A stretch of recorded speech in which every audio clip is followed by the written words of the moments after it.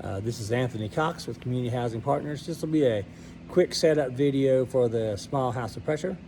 So we'll get started with the contents and then we'll do a setup and so we can get you going. Thanks.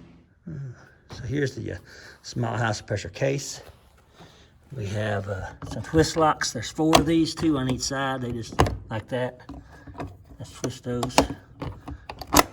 And then on the wheels, they actually have little lockable casters on all 4 wheels. So you just mash it to lock it, which is already locked. But then to release it, pull up, lock it, mash down. And then so you have the 2 other twist locks on here. So you might want to lock a couple of the wheels and then undo all 4 twist locks and then lift off the house case. And you can do it by 1 person. 2 people is a little easier, but 1 person can do it. And then you want to set the case over to the side and then set the house out. And then you can set all the pieces out of it. Like set it on top of the case if you need to, or a table, just set all the stuff out of it. And then if you want to, like if you got wrappers and stuff like that, you can put those back in the case. But typically what I'll do then is I'll put once I've got the house out and all the equipment out, I'll put the case back together and use that as a table, and then the house will sit on top of the case. One thing when you're putting the case back together is a lot of times they'll have a black magic marker on a couple of rivets. You line those up. This actually has 2 pop rivets on the same side here. On the other side, or the end, that's usually where it's at. This one actually only has 1 pop rivet on this end, so it makes it a little easier to line up. But if it's got, 2 on one end and 1 on the other, or if they're black magic marker, then you can match those up. It just makes the house case fit together better. Okay, so here's some items that come in the house here. So I got just some basic brochures that come with the house here about the house of pressure itself. Some diagnostic testing guide that kind of shows you through doing testing and stuff like that. Then you have a template if you want to set up a duct blaster. It doesn't have the template with the house, but you can kind of see how the duct blaster would sit. If you really want to do a duct blaster on the small hop, you can do that. It just rests on 2 screws here, and then there's some wing nuts, which will actually be in a little envelope in the shoebox I'll show you in a few minutes. Some info about the training center and so on. Some safety information on the smoke that comes with it, the smoke fluid. You've got 2 chimneys here. A large one, that's for the water heater. Small one's for the furnace. A manometer stand that you can set, like most, if you have a manometer, you can set that in there for a digital manometer, which you really should have to use at the house pressure. A car of some type, it varies from when I ship them out, but usually they're remote, and I'll set those in the garage, and a little smoke generator. Simulated blower door, so this will work. It does not measure flow. You can use it to measure pressure. This is the kit, a box that has electronics in it. This is a box that has house of pressure supplies, and then they got a little 3-way plug. So this is the contents of the electrical box. This is a power inverter. It goes from AC to DC. It converts to 12 volts. It'll plug into the back. This is another power supply for the circuit board. This is the remote that runs the circuit board, and this is the speed control. It's 120 that works the simulated blower door fan. Okay, we're going to start with the 12-volt power supply first. So we'll take that around to the back of the house here. And the 12-volt power supply, the big box here, that's going to go on the right-hand side. It'll fit right in there. All right, and then I'm going to grab the smaller little power supply here. You see it's got like a little tip here, a little anchor tip. And this will go right here where this little blue washer is. And that's for the circuit board. The circuit board is actually right over here. So I'm going to plug those in to the power supply, and we'll go from there. So I've got these plugged into the back of the house here near the dryer, and then I have the power supplies plugged into the extension cord, and then I have the remote here. The remote, it's got numbers on it, 1 through 14. So it just kind of indicates right on this label here: fireplace light, water heater light, furnace fan, smoke. The thing about it though is the numbers the button is above the number. So for number 1, the button is above it. So sometimes you need to remember, like if it says for number 7 for kitchen light, it's not the button below it, it's a button above it. And then number 10 here is lights. And so over here on the circuit board, you know, I can turn these on. You can just see, like that was fireplace light over there. That's number 1 on here. Now, water heater light. So this way you could turn the light on to kind of heat the chimney up before you turn the smoke on, because you'll notice that 4, 5, and 6 are like for smoke. They're in red there. And then the third one, that right there is for the furnace fan. And you'll see on here that it'll light up that green furnace fan, and the fan will come on. These fans, all of them have rheostats on the back. So you have one for the furnace, one for the dryer, one for the bathroom, one for the kitchen. So you can actually, a lot of times I leave them alone, but you can speed them up, you know, or slow them down. I tend to leave the furnace turned up pretty high or almost all the way. In the kitchen and bathroom and dryer fans, they're usually turned pretty low. They've got like a little mark right here. You can see those, you know, right now it's about the 11 o'clock position. So you can play with those, you know, once you kind of get them set in your scenarios, then you can kind of leave them alone. So I'm gonna turn off the furnace fan right there. I'm gonna turn the fireplace back off. You'll see it up there. You'll see the light on here, the little yellow light there. So I turn that on, and then it's off there. And I'm gonna turn off the water heater light there. And then, so there's all off. The only light now is the red one up there at the top in the middle. That just lets you know it's got power. And so all the yellow ones are for like lights, and then the greens are for fans, and the reds are for smoke. So I'm gonna turn on the fireplace light, and then the water heater light, and then the furnace fan. I'll leave that for last because it's a little loud for the video. And then number 4, if you go down here, number 4 says smoke. I don't have the smoke in right now. It might make a little smoke, but that will turn the smoke generators on. And you'll see right there on the top of the water heater there where it's got a little smoke generator. And you'll put about a half a milliliter in there. That shows you in the other videos. I may have time to show you here as well. And then, so number 6, like I say, is the car exhaust smoke, which is actually down here, and that's where you set your car. So let's do the other fans right here. So the kitchen exhaust is number 7, bath fan number 8, and dryer number 9. So the kitchen exhaust, you know, you've got like little covers here you can take off. So you hit number 7. That turns it on again. You got rheostats.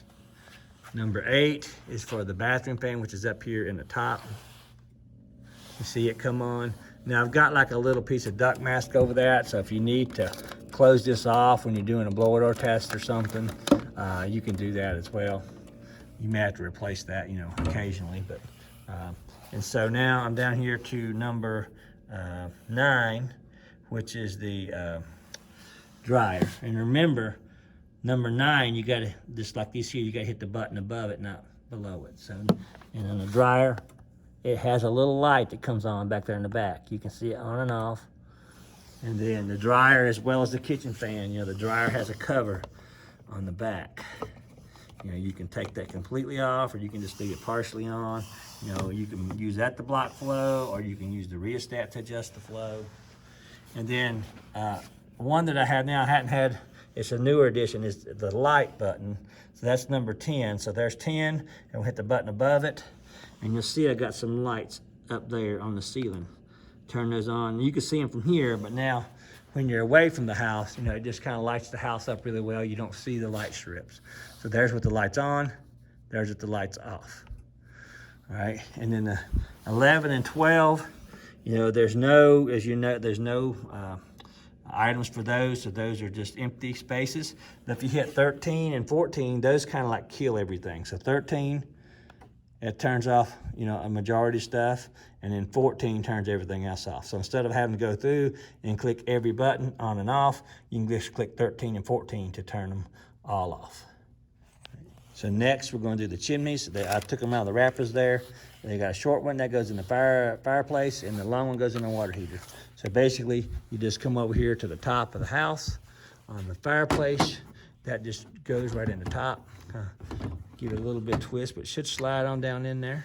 You see it just sits right in the top of the fireplace. Now the fireplace, you want to have it open probably about a ½ inch or something like that, and that way it gives the fireplace some air. There's some demonstrations in the other video. It kind of shows closing that to help show backdrafting and that kind of thing. So here is the water heater one.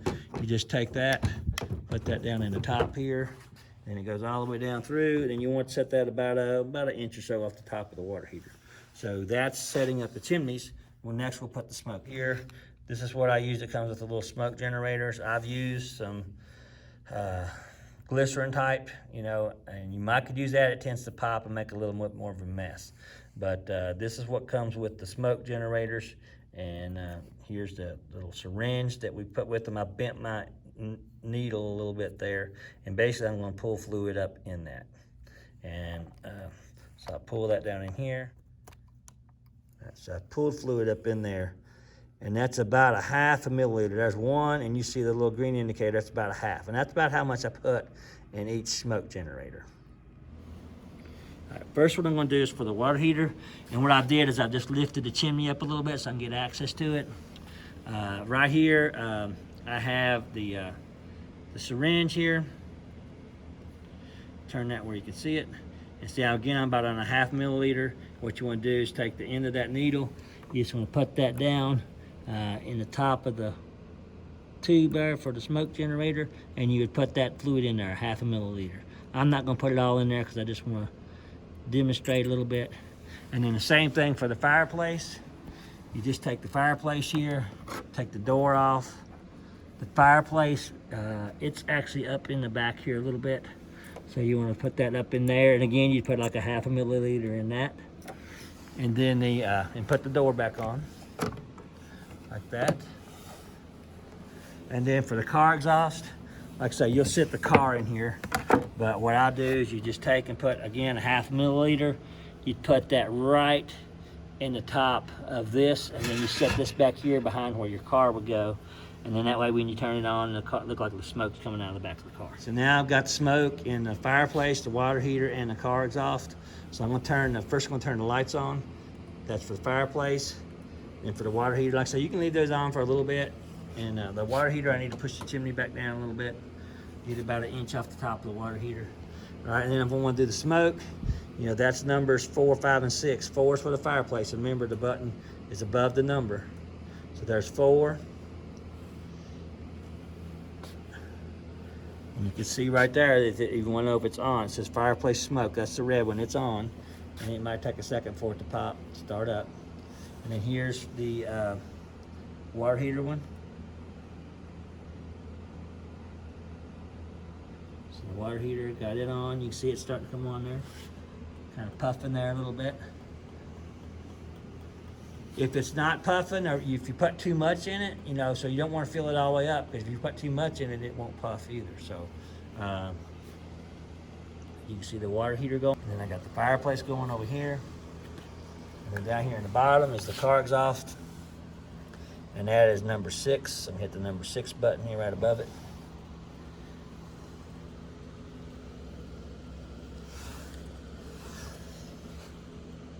See if that comes on. Like I say, it's usually like a little delay, like usually 3 to 5 seconds. I just put some in here, so it takes a little time on the first one. You can see it's kind of coming out there now. So that would be behind the car. So they're all 3 going here at the same time. Typically, I don't do that. I'll run one or the other, and then I use them intermittently, so I don't, you know, create too much smoke. But you know, and you can see they're all 3 going there. And then to turn those off, like I say, fireplace is number 4. Water heater and car, see them each turn off, and then they'll slowly stop. There's a water heater stop, fireplace stop, and the car exhaust has stopped. So now I've turned off everything except for the lights. Fireplace off, water heater off, car exhaust is off. Then I'm gonna take this off and put the little simulated blower door fan on there. I'll show you some of these other things here. This is like a leak between the basement. The older video doesn't have that in there. It's a newer kind of addition, so you can make a leak between the basement and the house. All these are things that are there in the older video. The attic slides, bypasses, top and bottom here. get it open, you know, the wall. And over here you've got a bedroom door, or master bedroom if you want to call it that. It's got like a little string here, you just pull that. Sometimes you have to give it like a little tug like that, and then it'll close back. If you want to keep it open, pull that open, hook it on right there. All the windows are labeled so they know where they go. They're magnetic, so you can have them partially open or closed, that kind of stuff. You've got duct leaks in these little plugs. You can turn those to open them. Supply leak garage, you got a return right here in the basement leak. You got another supply leak over here in the basement as well. And then on the inside here, you've got some passive returns that you can open and close on either side. Like I say, you've got the fans, the 3 fans, the dryer, kitchen, and the bathroom, and the furnace fan is actually, you know, the air handler fan. So you have actually 4 fans. So, and then of course the blower door fan. Now, like I say, you could use a duct blaster here, and the duct blaster just mounts on, you take this off. So basically just loosen up these wing nuts, and then this right here will come right out. And then, so now that's where that either simulated blower door fan will go on, or if you want to use a duct blaster, you just rest it on the bottom here, and then in one of my boxes over there, there's some wing nuts. That's where the top of it would go. So you could use a duct blaster on here. It does stick over a little on the fireplace, so you may have to, if you use the duct blaster, you have to slide that over a little to make it fit. So now I've taken the little simulated blower door. It actually has a shower cap over it, so you can use that, you know, as a cover, you know, if you're talking about baseline or something. But these little wing nuts, you loosen them up, and then the bolts, they stick out. There's one there, there's 4, and you just stick those through. You kind of see where it's at, and then you'll slide it down, and then you'll tighten up the wing nuts. So once it's through, like I say, you just slide it down, you go over here, you would just tighten up each one of those 4 wing nuts, and then we'll hook up the power supply, which the power supply actually hooks up right here. So I'll hook that up next. What I've done here, this is the power supply for the blower door, simulated blower door, and this is the, goes right to the fan right here. So you just take this, and it goes kind of right up on here like that. And then this is a rheostat for that. So when you first turn it on, that's wide open, and as you turn it clockwise, it slows the speed. And then like I say, I'll plug that in next. I'll plug that into my power supply here. It's got like a little plug here, like that. And then we'll take the cover off, and then I'll turn this on.